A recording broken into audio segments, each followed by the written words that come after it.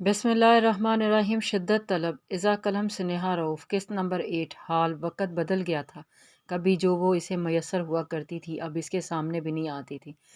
اسے یاد آیا کیسے وہ اس کا جینا دوبر کر کے رکھتا تھا اور اب کیسے وہ اپنی یاد سے اس کی سانسوں کی رفتار کو اکثر منجمد کیا کرتی تھی۔ ایک دن تبریز شاہ منت وقار تمہیں یاد آئے گی، اس کا کہا جملہ اس کی یادداشت پر اب روز بارش بن کر برستا تھا۔ اسے وہ دن یاد آیا جب وہ تیار ہو کر آئی تھی، کیونکہ اس کی پہلی پریزنٹیشن تھی۔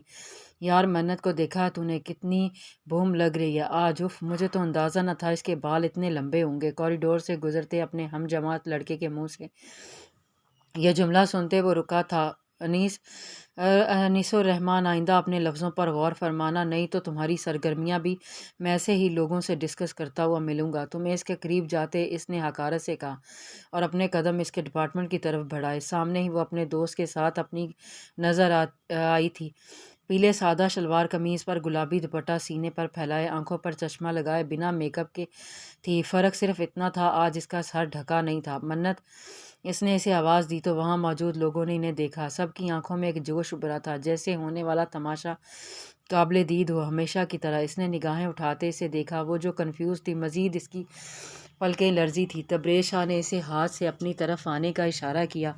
وہ جانا نہیں چاہتی تھی، ہرگز نہیں، لیکن اس کا حکم ٹالتی تو وہ اسے جان سے ہی مار دیتا۔ وہ چھوٹے چھوٹے قدم اٹھاتی، چشمہ ٹھیک کرتی، اس کے قریب گئی اور 4 قدم کے فاصلے پر رک گئی۔ تبریز شاہ نے کورفور سے اپنی شال کو جھٹکا دیتے ہاتھ سے کچھ نکالا۔ منت وقار کی ہمت نہیں ہوئی کہ دیکھ سکے اس کی طرف۔ وہ اس کے بعد جو ہوا وہ سب نے دیکھا۔ کچھ کی آنکھوں میں افسوس دھر آیا تو کچھ کی آنکھوں میں تمسخر۔ اس نے کیچپ کی بوتل کو اس کے سر پر دھڑلے سے انڈھیلا تھا۔ ماحول ساکت ہوا تھا۔ منت وقار نے جھٹکے سے سر اٹھایا، آنکھوں میں بے یقینی در آئی۔ ابھی کل ہی تو اس نے سے وعدہ کیا تھا کہ آج کے دن وہ کچھ نہ کرے، کیونکہ آج اس کی پہلی پریزنٹیشن تھی۔ اس نے ڈرتے ہاتھ سے سر پر رکھا، گندمی ہاتھ میں سرخیاں گھل گئی تھیں، آنکھوں کے ڈورے نم ہونے لگے۔ اس نے ایک شکوہ کناں نگاہ اس کے چہرے پر ڈالی، جیسے کہنا چاہ رہی ہو، تبریز شاہ، تم نے تو وعدے کا پاس بھی نہ رکھ پائے۔ کہکوں کا طوفان اٹھا تھا، اس کی نم آنکھیں نمکین پانیوں سے لبالب بھر گئیں۔ وہ قدم اٹھاتا اس کے قریب آیا اور جھٹکے سے اس کی کلائی تھامے۔ شٹ اپ، وہ دھاڑا تھا اور ماحول میں ایک بار پھر سکتہ چھا گیا تھا۔ وہ جھٹکے سے اسے اپنے ساتھ گھسیٹتا لے گیا، واش روم کے باہر جا کر اسے جھٹکے سے چھوڑا اور اس کے قریب ہوا، ایسا کہ اب کی بار اسے وہ چھوئے نہ۔ اگلی بار بال کھلے نہ نظر آئیں مجھے تمہارے۔ شیمپو موجود ہے اندر اور ڈرائر بھی، بال سکھاؤ اور دھو اور سکھاؤ، فوراً آدھا گھنٹہ ہے تمہارے پریزنٹیشن میں۔ اور جیسے سب سوچے بیٹھا تھا، وہ بنا اس کی طرف دیکھتے شکستہ قدموں سے اندر چلی گئی۔ دل اپنی حالت پر دھاڑے مار مار کر رونے کو تھا، لیکن وہ یہ کام تنہائی میں کرنے کا سوچتی خاموش ہو گئی تھی۔ وہ واپس آئی تو اپنی مردانہ وجاہت لیے سامنے ہی فون پر مصروف دکھا تھا۔ اس نے انگلیاں چٹکائیں اور اس کی نظر میں آئے نہ یا نہیں، اس کی یہ مشکل اس نے آسان کر دی تھی۔ وہ قریب آیا، اس کا گلابی آنچل سر پر دیکھتے مسکرایا، اپنی شال کندھے سے اتاری اور اس کے کندھوں پر پھیلائی۔ اس کی قمیض بھی نم تھی اور وہاں سے چلا گیا۔ تبریز شاہ بھی عجیب انسان ہے، اس کے ظلم کی اور عنایتیں دونوں ہی منت وقار کے لیے ہیں۔ پاس موجود ایک لڑکی نے منت کے دل کی بات دہرائی تھی، جیسے باسط ضیاء نے اسے اوپر سے لے کر نیچے تک دیکھا۔ وہ اسی سادہ پیلے جوڑے میں تھی جو ہلکا سا میک اپ تھا، اب وہ بھی نہ تھا۔ چہرہ ہلکا نم تھا، اب وہ ہونٹ کاٹتی ہوئی جم کر کھڑی تھی۔ آ جاؤ، باسط ضیاء نے اسے دیکھتے کہا اور اٹھ کر کھڑا ہو گیا۔ وہ ہلکے سے قدم اٹھاتی اس تک آئی اور اپنا دوپٹہ اٹھانے لگی۔ باسط کی آنکھوں کی چمک بڑی تھی۔ اس نے فوراً دوپٹہ اٹھایا اور اپنے ہاتھ پیچھے کمر پر باندھ لیے۔ اپنے رباب نے حیرت سے اسے دیکھا، آنکھیں مزید شرمندگی کے بوجھ سے جھک گئیں۔ عادت ڈال لو، میں تو ویسے بھی مجازی خدا ہوں، میرے سامنے ایسے ہی رہنے کی عادت ڈالو۔ باسط ضیاء کو تو کچھ تو مل گیا تھا اس کو تنگ کرنے کے لیے، مجھے عادت نہیں ہے، اس نے جھکی پلکوں سے کہا۔ تو اب ڈال لو، کیونکہ مجھے یہ لمبے لمبے چوگے جیسی قمیضیں نہیں پسند، باہر پہن سکتی ہو لیکن گھر میں جینز شرٹ۔ رباب نے حیرت سے اسے دیکھا، اسے کب سے مشرقی لباس پسند آ گیا۔ اسے یاد آیا اسے بھی ایسے ہی ٹاپس کا شوق ہوا کرتا تھا، لیکن ایک بار اس نے درید اور اسے کسی ان کی ہم جماعت کے بارے میں بات کرتے سنا تھا۔ اس لڑکی کو باسط پسند تھا اور درید اسے اسی بات پر چھیڑ رہا تھا۔ اس کی ڈریسنگ دیکھی ہے، آدھے آدھے کپڑے ہوتے ہیں پھٹی جینز، مجھے ایسے لباس نہیں پسند جو آپ کو چھپانے کی بجائے اور عیاں کرے۔ درید ان سب سے کوئی مسئلہ نہیں تھا، بلکہ اسے ماڈرن لڑکیاں ہی بھاتی تھیں۔ اس نے رباب پر بھی کبھی روک ٹوک نہ کی تھی۔ اس دن کے بعد سے اس نے مشرقی لباس پہنا ہی نہ تھا اور اب اسے خود بھی پسند نہ تھا، لیکن اب اچانک لیکن مجھے عادت نہیں۔ پھر وہی بات، عادت ڈالی جاتی ہے جب روز روز پہنو گی تو۔ خیر یہ لو اپنا پاسپورٹ، باسط نے جیب سے نکالتے اسے دیا۔ اس کی آنکھیں پوری کھل چکی تھیں۔ لیکن یہ کیوں؟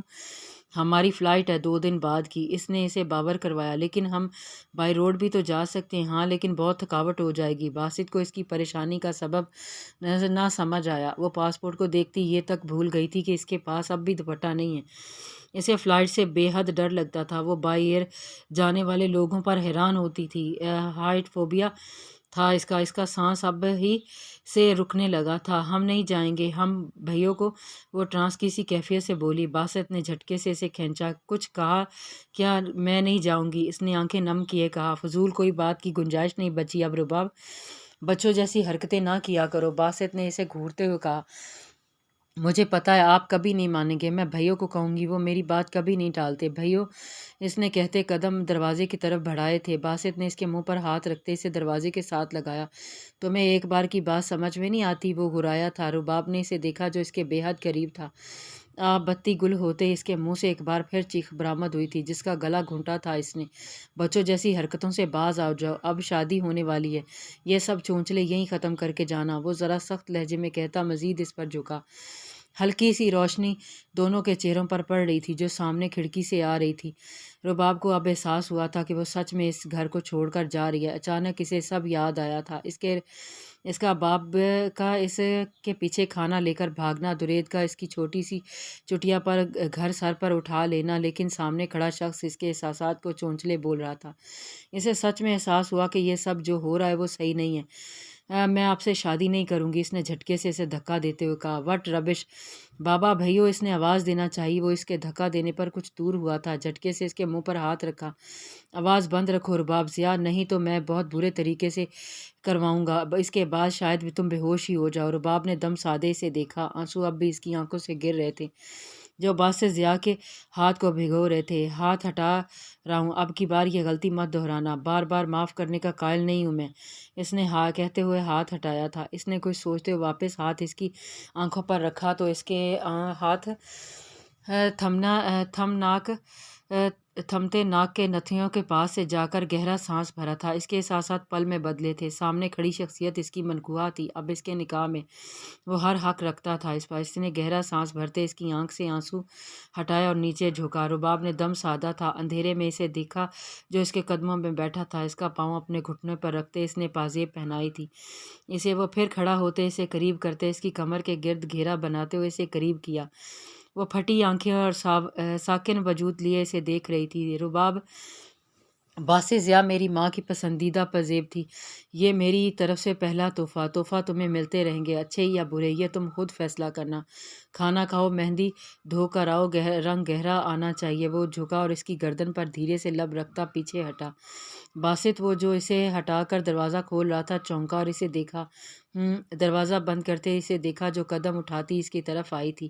کچھ نہیں، اس نے سوچا تھا اس کا اچھا موڈ دیکھ کر اسے بائی روڈ جانے پر آمادہ کرے، لیکن پھر اس کی تھکاوٹ کا سوچتی خاموش ہو گئی تھی۔ باسط ضیاء نے چند لمحے اسے دیکھا اور واپس ایک بار اس پر جھکا۔ اگلی بار میرا وقت ایسے برباد کرو گی تو سزا ملے گی۔ اس کی کان کو لوہے کو چھوتا ہوا وہ باہر نکل گیا تھا۔ وہ جو اس کے پہلے لمس پر سانس روک گئی تھی، اب کی بار وہ وہیں کھڑی رہ گئی۔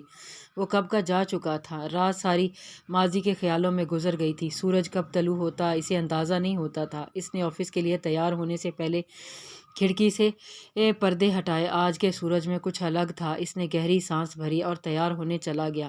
واپسی پر گھڑی دیکھی جو 8:15 بجا رہی تھی، یعنی وہ آج پھر لیٹ ہو چکا تھا۔ اس نے گاڑی دوڑائی اور 10 منٹ میں آفس پہنچا۔ ہر دن کی طرح آج ایک تھکا دینے والا دن اس کا منتظر تھا۔ اس کے جاتے ہی سب نے کھڑے ہو کر اس سے سلام کیا تھا۔ ایسا نہیں تھا یہ سب کرنے کو اس نے کہا تھا، لیکن اس کا سٹاف اس کی بہت عزت کرتا تھا کیونکہ وہ جانتا تھا عزت کیسے دینی ہے۔ لیکن وہ کافی سنجیدہ طبیعت کا انسان تھا، یہ اس کا سارا سٹاف جانتا تھا، اس لیے کبھی کسی کی ہمت نہ ہوئی تھی کہ کوئی فضول قسم کی بات اس سے کرے۔ اس نے یہ امپائر اپنے نام پر کھڑی کی تھی، لیکن عزت، دولت، شہرت سب ہونے کے بعد بھی اس کی زندگی میں سکون نہ تھا۔ اکثر راتیں جاگ کر گزار دیتا تھا سکون کی تلاش میں۔ اب بھی وہ لگاتار کام کر رہا تھا۔ اس کی زندگی بے حد مصروف تھی کیونکہ اس نے خود ایسی بنائی تھی۔ اس کی ساری محنت کا صلہ اس کا سوتیلا باپ لے جاتا تھا اور اس نے کبھی سوال تک نہ کیا تھا۔ اس کے باپ کا کہنا تھا یہ سب اس کی وجہ سے ہے، نہیں تو وہ اس قابل نہ تھا کہ اتنی بڑی امپائر اسٹیٹس بلڈنگ ان کے بغیر کھڑی کر پاتا۔ اور تبریز شاہ، جس سے ساری یونیورسٹی خوف کھاتی تھی، وہ اپنے سوتیلے باپ کے سامنے کچھ نہ بول پاتا تھا۔ سر، میں اندر آ جاؤں؟ اس کی سیکرٹری نے پوچھا تھا۔ یس، اس نے بنا نظر اٹھائے کہا تو وہ 25 سالہ حسین سی اسٹائلش لڑکی اندر داخل ہوئی۔ سر، آج آپ کی بے حد ضروری میٹنگ ہے، دوپہر 2 بجے، اور وہاں اور بھی کمپنیز کے مالکان ہوں گے کیونکہ وہ یہ چاہیں گے یہ ڈیل ہمیں ملے۔ اور میں سمجھ گیا فائقہ، اور کچھ ضروری بات ہے؟ اس نے اب کی بار پھر اسے بنا دیکھے کہا۔ فائقہ نے سیریل سے شخص کو دیکھتے منہ بسورا تھا۔ نہیں سر، آج کے لیے صرف اتنا۔ اوکے، منصور کو کہیں فائل لے کر آئے تاکہ ایک آخری بار ہم سب کچھ دیکھ کر مطمئن ہو سکیں۔ Okay sir. وہ اٹھی تو کچن سے آوازیں آ رہی تھی۔ اس نے مندی آنکھوں سے سب سمجھنے کی کوشش کی تو اسے یاد آیا کیسے وہ یہاں آئی تھی۔ رات کے 10 بج رہے تھے۔ اسے شدید بھوک لگی تھی۔ اس وقت اس کا وجود تھکا ہوا تھا۔ اس حالت کے ساتھ اتنا سب وہ برداشت کر رہی تھی، یہ کافی تھا۔ اسے پریگننٹ ہوئے ابھی 2 مہینے ہوئے تھے اور اس نے یہ خبر درید تک نہیں پہنچنے دی تھی۔ وہ جانتی تھی وہ اس کے دن رات کی خبر رکھتا ہے، اسی لیے اس نے سب چھپا کر کیا تھا، یہاں تک کہ اس کی دوائیں بھی منت لایا کرتی تھی۔ اس نے تھک کر دوبارہ آنکھیں بند کی۔ وہ کیسے وہ رات بھول جاتی جب اس نے اپنا سب کچھ کھو دیا تھا۔ ایک بار پھر یہ لگائی تم نے میری قیمت درید یزدانی، یہ قیمت؟ اس نے ہنسانی کیفیت میں چلاتے کہا۔ نکاح جیسے رشتے کی تو لاج رکھ لیتے، ہوس تو پوری کر لی تھی، دنیا داری کے لیے ہی صحیح 4 دیواری فراہم کر دیتے۔ اس نے اپنے بال نوچتے کہا۔ یہ نکاح رباشا حق تمہارا کہنے پر ہوا تھا، اس نے اسے باور کروایا۔ مجھے تحفظ چاہیے تھا، وہ چیخی۔ آپا نے اسے کہا تھا اسے صرف اس وقت تحفظ کی ضرورت ہے اور یہ تحفظ درید یزدانی ہی دے سکتا ہے۔ آپا درید کو فون کر کے اپنی قسم دے چکی تھی اس نکاح کے لیے، لیکن رباشا نہیں جانتی تھی۔ ہو گیا ڈرامہ تو نکلو، یہ رقم دیکھ رہی ہو تمہاری اوقات سے زیادہ ہے یار، درید نے جھنجھلا کر کہا۔ اس کے نکاح کے بعد جب وہ دوستوں اور گواہوں کے رخصت کرنے گیا تھا تو اندھیرے کا فائدہ اٹھاتے وہ شخص گھر میں داخل ہوا تھا، رباشا حق پر حملہ کیا تھا۔ اس نے اس کے جاتے رکا سانس ہوا میں چھوڑا اور روشنی بحال ہوتے ہی اسے اپنے پاؤں دیکھے۔ وہ بھاری پازیب بہت خوبصورت تھی۔ اس نے اس پر ہاتھ پھیرتے ہوئے وہ لمحہ ذہن میں نقش کر لیا تھا جب وہ جھک کر اسے پائل پہنا رہا تھا۔ یہ اس نے مہندی دھوئی، مہندی کا رنگ بہت گہرا آیا تھا، اس کے چہرے پر خوبصورت مسکراہٹ چھا گئی۔ بھوک دوبارہ محسوس ہونے پر اس نے کھانا کھایا، باقی کی پیکنگ کرتی لیٹ گئی۔ رات اس کی رخصتی تھی اور جب سے اسے چھوڑ کر آیا تھا اپنی بے اختیاری پر خود کو کوس رہا تھا۔ وہ کیوں اس کے سامنے بے بس ہو جاتا تھا؟ اس سے محبت نہیں کرنی تھی اسے، اس نے دل کو ڈبایا۔ محبت باسط ضیاء کو محبت تو کیا وہ پسند بھی نہیں ہو سکتی تھی، اس نے کہتے خود کو باور کروایا۔ آگے سے اسے دوری برقرار رکھنی تھی، وہ جادوگر تھی شاید۔ اس نے آنکھیں گھمائیں۔ کل وہ پوری کی پوری اس کی ہوتی، پرسوں انہوں نے یہاں سے چلے جانا تھا۔ کھیل کا آغاز کرتے کافی مزہ آئے گا مجھے درید، اس نے سوچتے ہوئے چہرے پر ہاتھ پھیرا۔ رباب ضیاء کو وہ پڑھایا کرتا تھا، وہ شرارتی تھی، پھر اس کی سنجیدہ طبیعت کو دیکھتی اس میں بھی سنجیدگی آ گئی، لیکن اکثر باسط ضیاء نے محسوس کیا تھا وہ اس کو دیکھتی رہتی تھی اور اس کے دیکھنے پر نظریں پھیر لیتی تھی۔ ایسا کیوں تھا وہ آج تک نہیں سمجھ پایا۔ اب جب وہ قریب آنے والی تھی تو شاید اس راز سے بھی پردہ ہٹ جاتا۔ اس نے سب سوچتے آنکھیں موندی تھیں۔ رباشا کا خیال آتے ہی اس نے اسے فون کیا، لیکن فون سوئچ آف جا رہا تھا۔ وہ جا کر اس سے ملنے کا ارادہ رکھتا تھا۔ اس نے یہ راز کبھی بھی درید یزدانی پر افشا نہیں ہونے دیا تھا کہ وہ رباشا کا کیا لگتا ہے۔ اس نے رباشا کو بھی منع کیا تھا، رباشا کو پتہ تھا وہ اچھے دوست ہیں، اس لیے اس نے کوئی سوال نہ کیا تھا۔ اپنی بہن کی تکلیف یاد کرتے اس نے آنکھیں بند کی۔ اسے ابھی بھی یاد تھا اس نے کتنی راتیں اس کے کمرے سے سسکیوں کی آوازیں سنی تھی جب وہ اسے یتیم خانے سے لایا تھا۔ میں اتنا کمزور نہیں ہوں درید یزدانی کہ تمہاری بہن کے ساتھ وہ سب کروں، لیکن تمہیں خون کے آنسو نہ رلائے تو میں اپنی بہن کے ساتھ انصاف نہیں کر پاؤں گا۔ اس کا کام ہمیشہ کی طرح بہترین تھا اور پورے چانسز تھے یہ ڈیل اسی کو ملتی۔ وہ سنجیدہ سا بیٹھا اپنے فون پر لگا تھا، سامنے موجود کمپنی کا کام اس نے دیکھنے کی بھی زحمت نہ کی تھی۔ مجھے لگتا ہے سب مکمل ہو چکا تھا، کیوں نہ بتایا جائے کہ ہمیں کس سے یہ ڈیل دن کرنی ہے۔ فوراً کمپنی کے ایک ممبر نے انگریزی میں کہا۔ عین وقت پر دروازہ کھلا اور کوئی اندر داخل ہوا۔ اس نے اندر آتے اونچی آواز میں اپنے دیر سے آنے پر معذرت کی۔ معافی چاہتی ہوں آپ سے کہ مجھے آنے میں دیر ہو گئی۔ تبریز شاہ نے بنا اس آواز پر دھیان دیے ماتھے پر سلوٹیں ڈالے، فون پر مزید سکرولنگ کی تھی۔ ٹائم ختم ہو چکا ہے مس، اور تمام لوگ اپنا اپنا کام پریزنٹیشن کر چکے ہیں اور ہم فائل کر چکے ہیں کہ یہ ڈیل کس کو دی جائے۔ فوراً کمپنی کا ممبر اب کی بار پھر سے بولا تھا۔ سر، دراصل میری بہن کی طبیعت کافی خراب تھی، وہ اس کنڈیشن میں نہ تھی کہ میں یہاں نہ آتی، صرف اس کے اصرار پر آئی ہوں۔ آپ ایک بار کام دیکھ لیں، پھر بے شک جس کو دینا ہو، لیکن ایک بار دیکھ لینا انہیں، نہیں تو اسے کافی دکھ رہے گا کہ اس کی وجہ سے میرا کام، میرا پہلا پروجیکٹ بنا دیکھے ریجیکٹ ہو گیا۔ Okay miss, you have 5 minutes only. اس کی تقریر پر تبریز شاہ نے گھڑی پر دیکھا تھا جیسے وقت کا ضیاع ہو رہا ہو، لیکن یہ آواز جانی پہچانی تھی شاید، لیکن مخالف کا گلا خراب تھا۔ اس کی پریزنٹیشن میں بھی کافی مشکل ہو رہی تھی۔ وہ ہر سلائیڈ کے بعد کھانستی تھی۔ اس کے آدھے کام کے بعد ماحول میں خاموشی چھا گئی، سب کی نظریں سکرین پر تھی، اس کے انداز پر، تالیوں کی گونج پر۔ اس نے بالآخر فون رکھتے سر اٹھایا، سامنے موجود لڑکی کی آنکھوں کو دیکھتے ہوئے وہ ساکن سا ہوا تھا۔ گلابی شلوار قمیض پر گلابی دوپٹہ کندھے پر رکھے، سفیر اسٹرولنگ سے حجاب کیے، گلابی ماسک لگائے، وہ پرکشش لگی تھی۔ اس کا چہرہ ماسک کے نیچے ڈھکا ہوا تھا، لیکن آنکھیں فوراً کمپنی کے ممبران میں اب ڈسکشن چل رہی تھی۔ اس نے دوسری طرف چہرہ کرتے پانی پیا اور آ کر کرسی پر بیٹھ گئی۔ تبریز شاہ کی نظریں اسی پر تھیں، لیکن پھر اس نے سر جھٹکا۔ اس کی آنکھوں کا رنگ برا تھا۔ وہ بھی کیا سوچنے لگا تھا؟ وہ کہاں یہاں ہو سکتی تھی؟ وہ تو ڈرپوک تھی، بزدل، جو سب چھوڑ کر کہیں جا چھپی تھی، اور ایسا چھپی تھی کہ اس کے لاک ڈھونڈنے پر بھی نہیں ملی تھی۔ جاری ہے۔